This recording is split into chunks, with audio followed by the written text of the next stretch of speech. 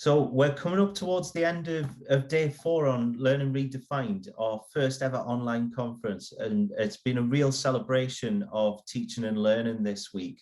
I'm Graham Trick, Learning Specialist here at Showbie, and for those who've not been on before, Showbie are a hybrid learning platform, and we're empowering over 3 million users globally to provide richer, deeper, more personalised feedback and assessment. It's something that we've been proudly doing for almost 10 years, and you can find out more at showbie.com. During the presentation, please use either the chat window or the Q&A to ask any questions, and we'll save them for the end, where we'll be asking them there. And for now, I'd really like to welcome Katharine to this session, where we're going to explore how you can use Educreations in the classroom. So really looking forward to this one. Educreations is part of our Toolkit range of apps, and yeah, really looking forward to this. So I'm just going to hand over to Katharine, and over to you. Thanks in advance. Hi everyone.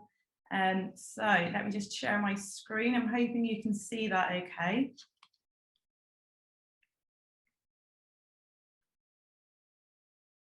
Perfect. Okay, so welcome to my session on embedding technology and Educreations. And I've also thrown in here how we have adapted to remote learning as well. Just to start us off, I'm going to just briefly talk about the SAMR model. And this is a framework created by Dr. Ruben Epicura, who categorizes the 4 different degrees or levels of classroom technology integration. The model moves through each of the stages, beginning at your basic level of substitution, all the way through to where learning can be completely transformational at the redefinition level. This model is a very task-focused model, and whenever you research some of the examples online, they're all very, very task. There's, various different tasks you can do to move through. The first 2 levels of the SAMR model represent those small enhancements that you can make to your existing ways of working. Technology is not necessary to carry out the task, however, it does provide that platform for learning to take place, which could lead to an enhancement in the student's learning. Modification and redefinition levels represent the transformational stages of student learning. The use of technology is actively helping to transform learning itself. At the redefinition level, technology is being used to create a task that was not previously possible. And I've got a short little video clip for you here from Dr. Ruben Epicura explaining his rationale behind the model itself. I think it's important for teachers to evaluate their teaching strategies. From my perspective, speaking now as somebody who has taught for many years, there's an aspect of saying, well, how can I do this better? What led me to develop the SAMR model was some work I did back in the mid-80s. I was a graduate student at Harvard at that point, and working on rethinking aspects of the undergraduate introductory science curriculum. And at that point, I could see that some of the tools we had for digital storytelling and so on could really make a change. But it wasn't clear that this was anything intrinsic to a given tool, and rather a question of different types of practice associated with this. So that's what triggered the desire to research the topic, and eventually led to the SAMR model. It's very important for people to feel comfortable with the tools, to evolve their practice. So it's just fine for people to say, look, I'm going to start doing what I already do at the substitution to augmentation levels, incorporate the tools, enhance my current practice. And when I'm comfortable with that, move on to incorporating elements at modification to redefinition. That's a perfectly valid approach. In fact, to be honest with you, I think it's the approach that will work for most teachers. So as Dr. Ruben here has highlighted, he feels that it's really important that we feel confident in our tools and evolve our practice, leading to the effective integration of technology in the classroom. At Desk, we have adapted this traditional SAMR model to focus on our students and how we can enhance their learning. This is to ensure that technology integration was purposeful and that we always had the students and their learning at the centre of our lesson planning. We wanted to ensure that staff knew how their use of technology in the classroom was actually enhancing the students' learning experiences.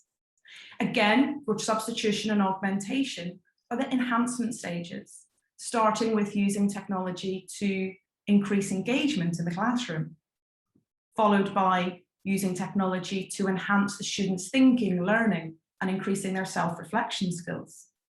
The modification and redefinition levels are, again, they're still transformational, but lessons at the modification level, they use technology to provide a platform for independent and/or collaborative thinking.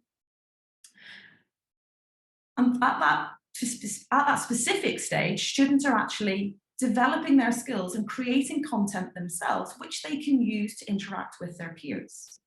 Lessons at that redefinition level are less frequent, but at this stage, we're providing the students with opportunities to deepen, extend their thinking, learning, and feedback skills through the effective use of technology.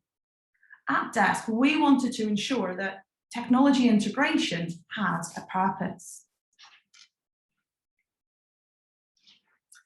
When we started our technology journey about 4 years ago, our main focus was to build staff confidence and to develop their very own individual teaching tech toolkit.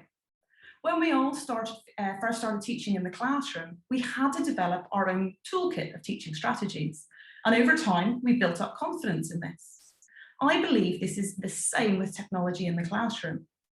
We have created and fostered an environment where staff are encouraged to take risks and try something new, whilst feeling supported at all times. To help support staff in their teaching and learning, I actually created an online teaching and learning hub through SharePoint. It was just a SharePoint site as part of the Office 365 suite. It contained a range of technology resources and guides that were always there to give staff a one-stop shop of ideas and resources. This has since evolved into a wider range of resources across all areas of teaching and learning. And during remote learning, it was an invaluable platform. To further facilitate embedding technology in the classroom and to enhance teaching and learning, we have introduced a range of professional development opportunities, like Come Tech With Me, the Tech Toolkit, Let's Get Techie, and our mini weekly challenges. I'll go through each of these initiatives with you in turn, but before I do, as I said before, everything we do at the heart of everything we do, including how we use technology in the classroom, is the students and how we can further enhance their learning experiences. Come Tech With Me was an initiative set up to give staff the opportunity to discuss and share tried and tested technologies in small groups with colleagues from different departments. This further supported staff in building their own confidence and encourages them to embrace our give it a go ethos. It didn't matter if what they had tried didn't quite go to plan, as it's actually a reflection of these activities that can help us improve our practice. We set clear expectations at the start of the year, in saying that it was an expectation that every member of staff attended at least one session. We made sure that there were several opportunities for staff to meet over the course of the year during free periods, breaks, lunches, and after school, on occasions even before school. We set a limit of 10 members of staff per session, and this was to ensure that everyone was able to contribute to the session and present their tried technologies. We wanted to create a safe space to share ideas and offer feedback to others. Beyond these sessions, there were several opportunities for support in the form of group or one-to-one sessions. This was a very successful initiative, and in its third year of running, once staff had built up their confidence in starting to use technology in the classroom, we linked it directly to the summer model and how we can move through each of those levels for even better technology integration. We all know how long it can take sometimes to research technology ideas and to try them in the classroom. And at times, in our busy days, they can end up at the bottom of our to-do list. I wanted to design an area where staff could go and get some ideas from others that had already been tried and tested. And it was from this idea that the Tech Toolkit came from. This was a very simple app I built using lists in Power Apps. It categorizes the traditional teaching method and links it to the technology alternatives. It's a collection of ideas and technologies from across all staff, and it's shared in one place. All the technologies shared during the Come Tech With Me sessions that I've already mentioned were also collated and included in this app, and it was regularly updated. Sharing good practice across departments is really important, and we wanted to help facilitate this in the easiest way possible. The image here on the left shows you some traditional non-technology methods of teaching that we often carry out in our lessons. The image on the right shows some technology alternatives for the staff to trial. The example shown here is for collaborative presentations. Within each section, you'll notice at the bottom, there's a desk expert. This is an expert in each of the technologies suggested. It's a member of staff from who has shown an interest in using this in their lessons. Maybe something they've presented it at Come Tech With Me. The staff listed are from a range of departments. And again, this has helped increase collaboration in terms of technology use across the college.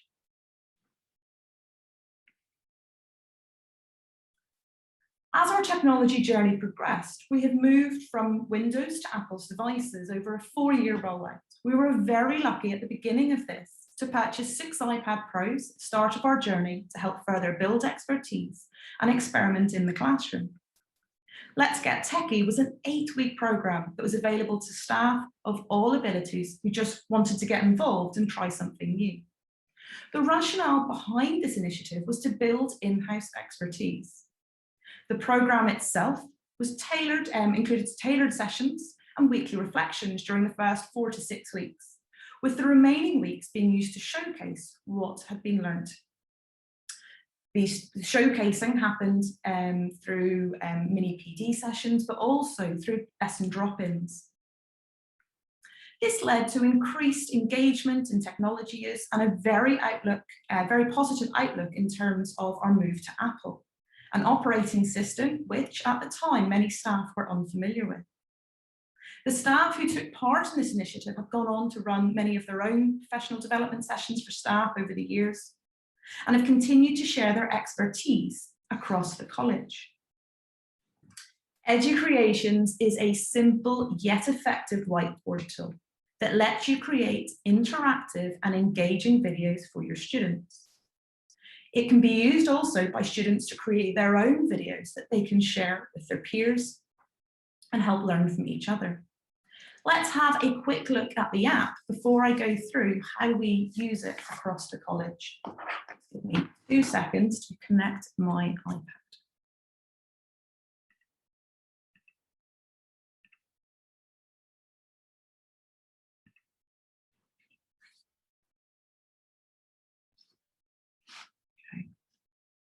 I'm hoping we can see that okay. So here I am in the Educreations app, and this is your, your home screen, so to speak. You will notice at the bottom of the screen, there's lots of videos, and these are videos which have been completed and already shared with the students. And there are several of them across all areas of science, as I am a science teacher. I'm just going to go through a demonstration of how you can create your own video, but also share a few top tips with you as well. So I'm just going to click on this plus sign up here in the top left-hand side of the screen. This brings me immediately to my canvas. Just go along the top here, you can see there's a blue pencil, and below it, I have got my the different colors that I can use. I'm just going to press and hold on one of these colors, and you can see that you've got a palette of extra colors you can choose from. So I might want to change that color there to red. So you can change the colors that you have quick access to. Beside the pencil, you've got your eraser, so you can rub out any mistakes, etc. that you make. But I'm going to take you over to the far right-hand side of the screen, where you've got this page with lots and lots of little lines on it. I'm just going to select this, and this allows me to change my background. I've got the option of white paper, lined paper, graph paper, and coordinate grid as well. So you can pick whichever you need to suit your needs. I'm just going to stick with, I'm going to go for lined paper for now. I'm going to go down to the next row, and you'll notice that there's a circle with a plus in it. I'm just going to select that. And this gives me all of the options of the things that I can include within my video. So the first one is the text box. I'm just going to select on this, and it says tap anywhere on the screen to add text. So I'm just going to tap on the screen, and I can type in whatever I would like to add. To finish and get rid of the keyboard at the bottom, I just press anywhere on the screen, and that text is already placed. To move it, I just press it with one finger. You'll notice you can delete it, you can duplicate it, you can edit it, and you can lock it. That means you're locking its position on the screen. But I can move it around to wherever I want.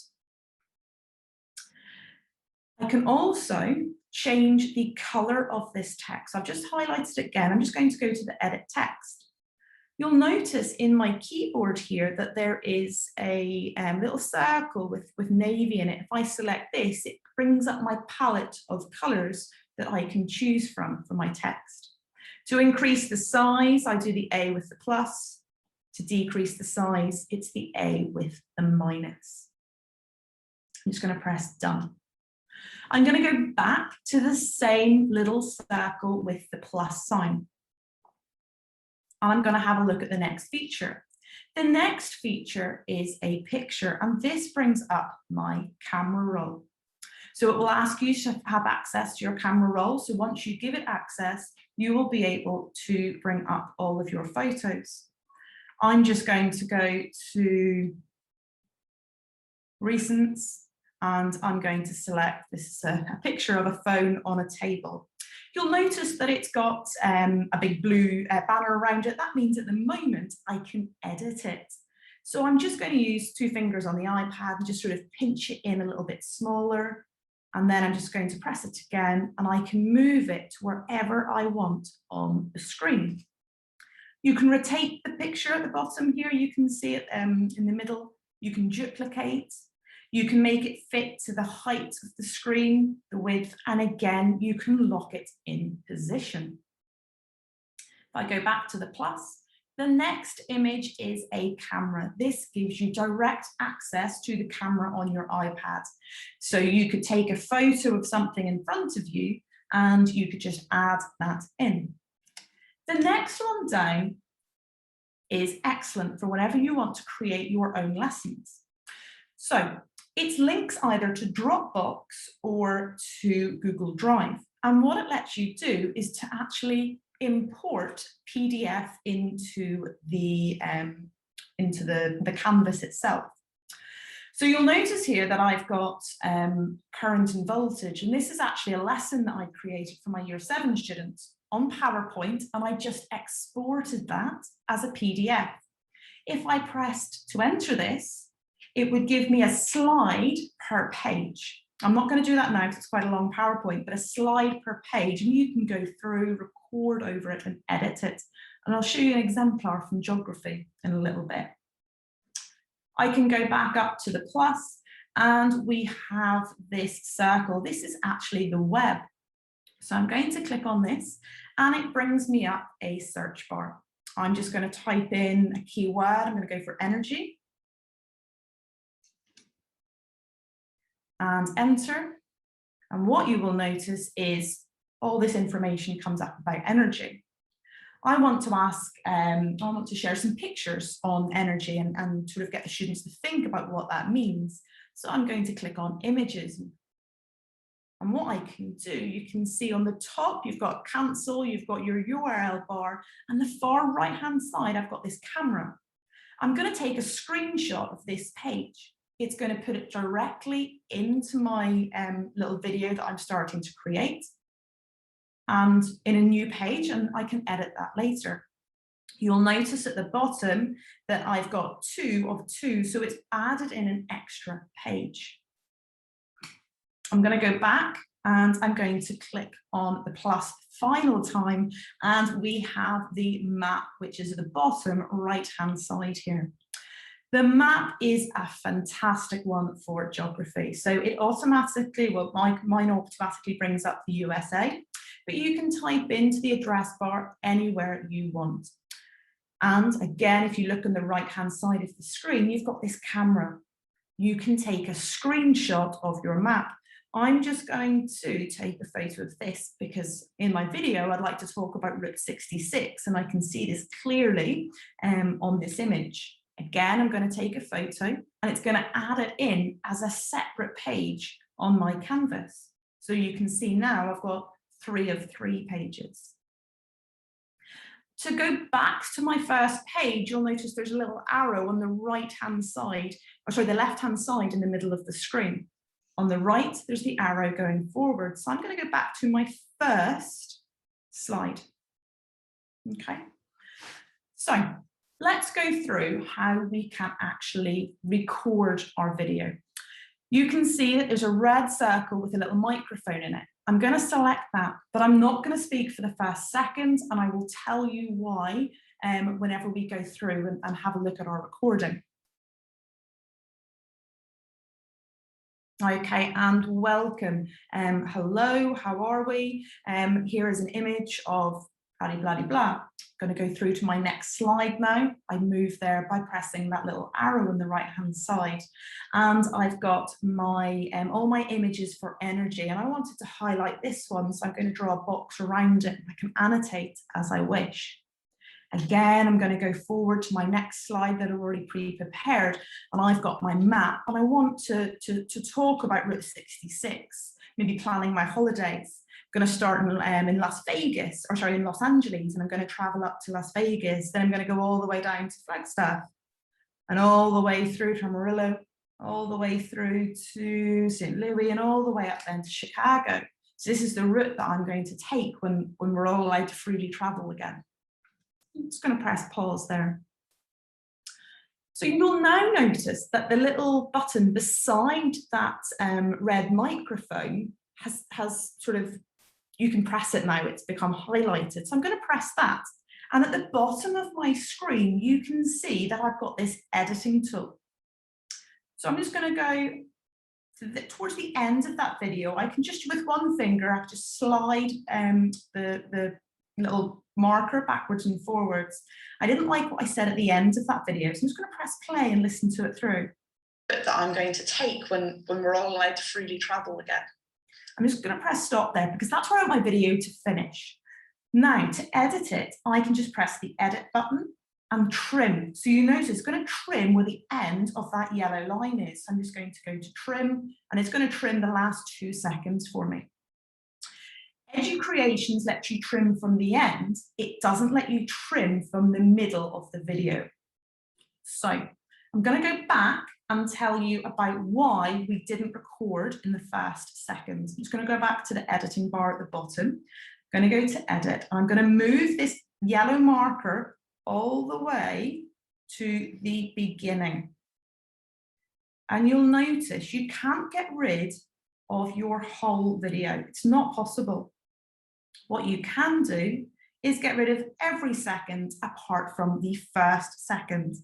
So if you made a mistake in that first second, but had already set up your video, you know, you'd added all your slides in and you just wanted to do your voiceover, and you made a mistake in that first second and you wanted to get rid of it, you would probably have to start the whole thing again, which you wouldn't want to do. So that's my #1 top tip. Do not speak in the first second of making your Educreations video. Just going to go to cancel, so I don't want to trim that. I'm going to go back up here, and you notice there's like a door with an arrow on the top left-hand side of the screen. I'm going to select this, and it gives me some options. I can save my draft. Maybe I haven't quite finished making my video, so I'm just going to save it for later, or I can save my finished video. Once you save this as a finished video, you cannot edit it again. So it is really important that when you're finished and you're really sure you're finished, then you go and save that finished video. And then there's discard if you just want to get rid of it completely. I'm going to select saved. Actually, no, I'm not. I'm going to go back and save it as a draft. And you can see that it just pops in here at the top under my drafts. You noticed there a little seconds ago that there was in the top right-hand side of my screen, there was a little arrow going up in a navy little sort of triangle. That was just it uploading. So I'm going to go back into the video again, because this time I would actually like to save it as a finished video. So I press my little button in the top left-hand side, and I'm going to go save finished video. I'm going to put my lesson title in. It's going to be a test run. I can add a description if I want. I don't personally add descriptions. I just go with the title because that, for me, I just find it the quickest. And I'm going to select save. And this brings it down to my finished video at the bottom. You can get a URL for this, and you can share it with your students, and they'll be able to access this video directly. So if I just select this video now and just press pause, you'll notice the little apple, the little blue square in the top left-hand side of the screen with the arrow going up. If I select this, it allows me to copy the link. I can share this link with my students, and they will have direct access to this video, which is saved on my Educreations cloud. So it's really nice, quick and easy access for the students as well. And the last thing I'm going to show you before I go through how we've actually used Educreations in our college is just on the left-hand side, you'll notice that there's three little people here. I'm going to select this. This brings me up my classes. So I've done this a few times where you can actually create a class, you can add your videos in and give the students a code. So let me just add a class. We're just going to call it a test class. I'm going to press save. I'm going to select that class, and you notice the little code. I haven't got any students added in at the moment, but if I share this code with them, I'll be able to invite them into my lessons if they go to educreations.com and add that in, which is really good because you can see who's accessed the videos as well, which is fabulous. To add a video to my class, I press the plus button up here at the top of the screen. I add an existing video, or I could create a new one.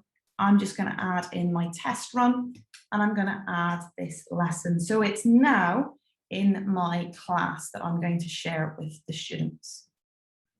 Okay, let's go through how we have actually used Educreations at desk.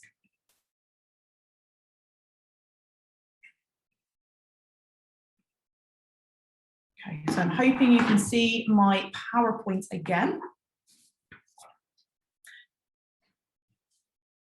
So, at desk, we use Educreations in many ways, but as has been the theme with this presentation thus far, each time it's all about the students and how we can help further support them and how we can help further develop their knowledge and understanding of content covered within lessons. A few examples of how we've used Educreations across the college are for lesson recordings during remote learning, cover lessons, ensuring students don't miss out on those important teacher explanations due to staff absences. To help facilitate blended learning, this can be used to replace you teaching from the front of the room and gives you an opportunity to work with some of those students who need a little bit of additional support. Assessment and homework reflections, topic revision videos, or student support videos. Using Educreations allows you to provide extra support one-on-one to students who need it.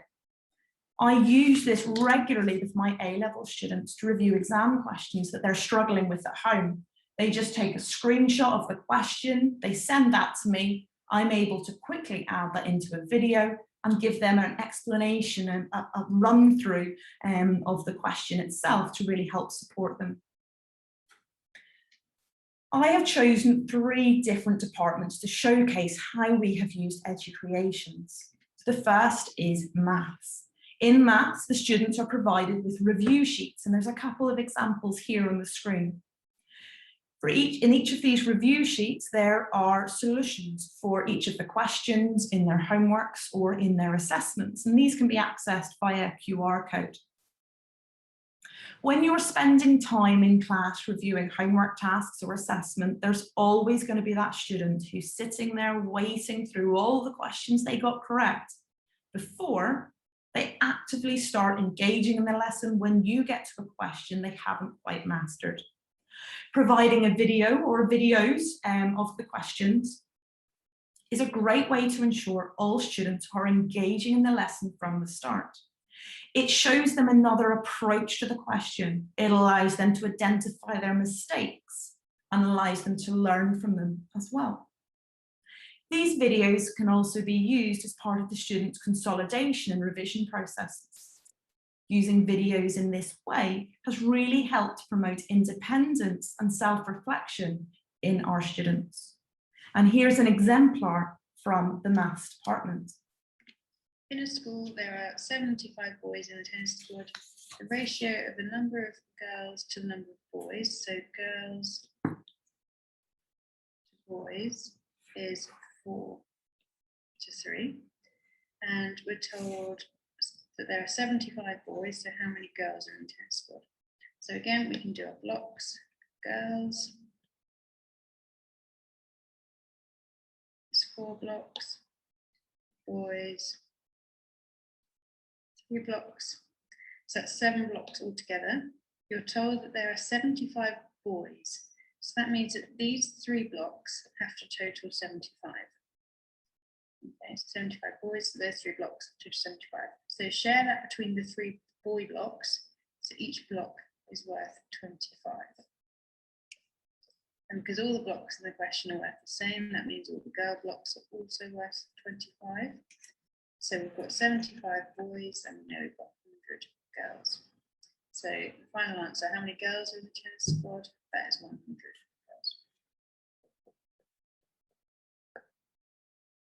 The next department I'm going to showcase is science.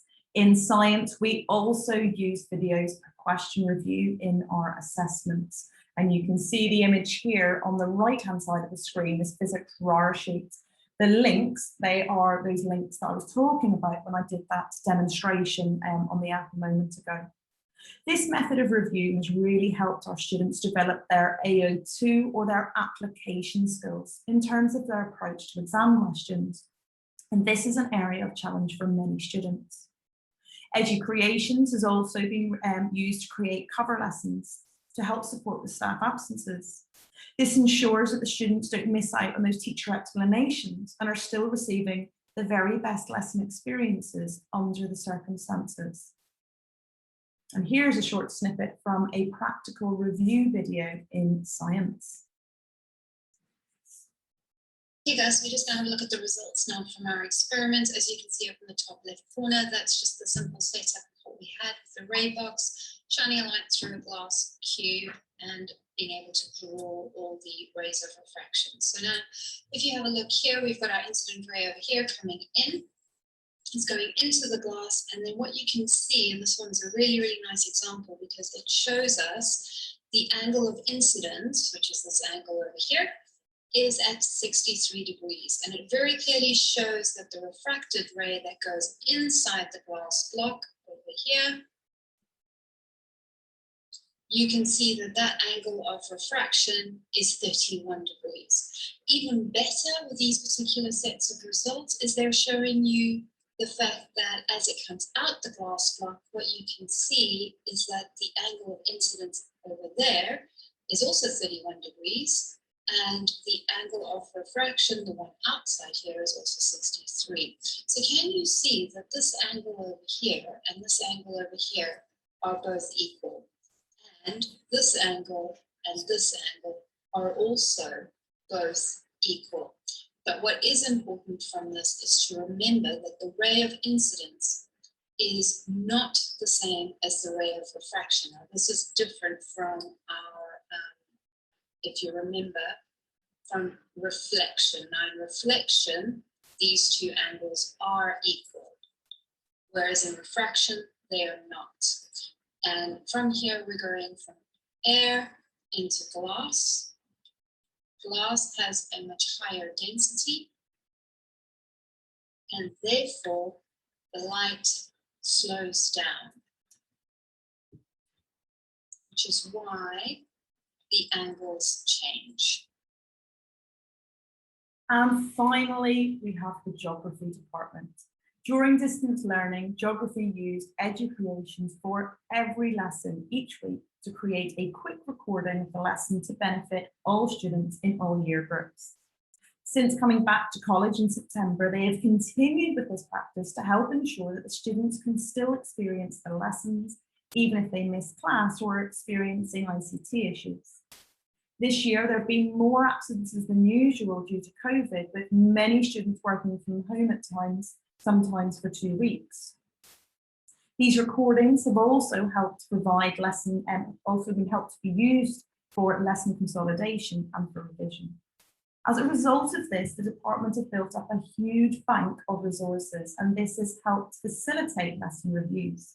They also use Educreations for exam feedback in a similar way to maths and science. And here's a short snippet from a geography lesson.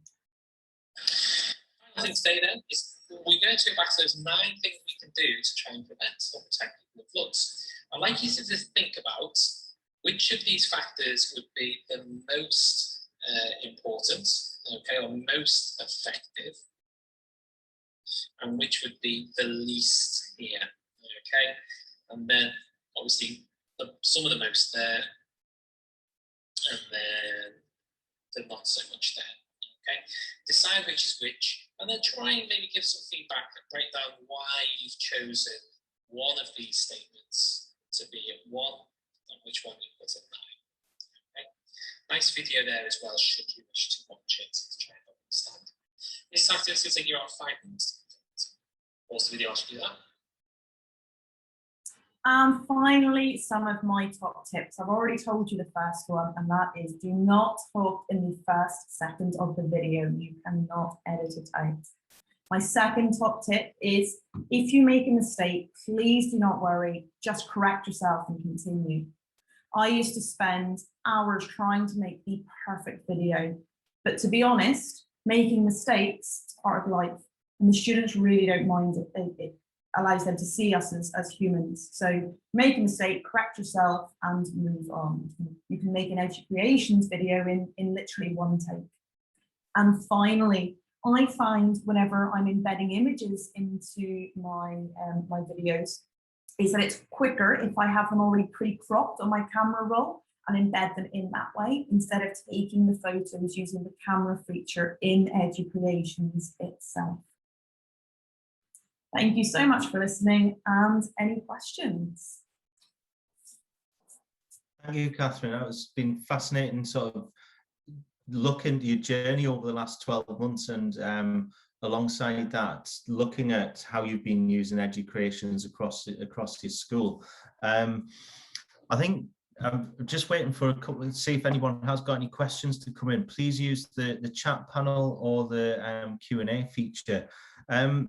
Just thinking about lessons learned from the last 12 months and moving forward, is it going to be mainly a teacher to student tool that you use Educreations, or are you going to start branching out into student to teacher as well, or student work on that? I didn't actually show any examples of this, but we've also used the Educreations with the students. So I've just we've got some school iPads, and I just got the students to sign in using my sign up details, so the videos are all saved on my account. But it's a really nice tool for getting them to actually explain their rationale behind questions. In A-level physics, the students really struggle when it comes to a multiple choice question, and they just start memorizing the answers. So I used Educreations to get them to actually explain their approach to the question and how they got to the final answer, which is actually very, very challenging, and it really got them thinking about it, which was really nice. So it's a fantastic tool for that. And in the demonstration, you saw how easy it was to put one of those videos together. you could literally just give the student, right, here's your device, here's the app, off you go. They don't need any training or anything in it. It's quite intuitive and easy to pick up. Yeah, and I love the fact that it's in, if you make a mistake, just correct yourself and continue. Because particularly, I know what I'm like. I'm a perfectionist when it comes to making videos, and our marketing team will vouch for that for one of the videos I've made recently for them. But how do you find the students look at the videos? It's still motivating, the fact that it's not perfect and it's not production quality when you're looking at it? To be honest, no, not at all. They absolutely love it, because the thing that they get from it is they can go away after the lesson and review back to it. It doesn't have to be all whizzy or bang. It's another approach to the questions or to the lesson. If they wanted to consolidate a lesson, maybe 2 days later, they can go back and rewatch those videos, which is absolutely fantastic. And the videos, although you might make a mistake, correct yourself and move on, they still look quite good. That it's quite neat with the writing, you add in your images and stuff. So I haven't found that to be an issue at all. Yeah, and that, for somebody who might be inexperienced at using this sort of tool, I think that's a real, it's a great point to make, that actually, mistakes will happen. We've just got to carry on with them. And much in the same way that if you are teaching, when you're teaching live, you don't always get your explanations perfect, but no, and the kids don't get up and leave, so it's same. It's yeah. Absolutely it is good. But I would say, whenever I started, as you just said there, I spent hours trying to get the perfect run through of the video, and to be honest, I was actually just wasting my own time. It wasn't an effective use of my own time. I can very quickly whip up a video now and then move on to make more, or to help support students in different ways. So yeah.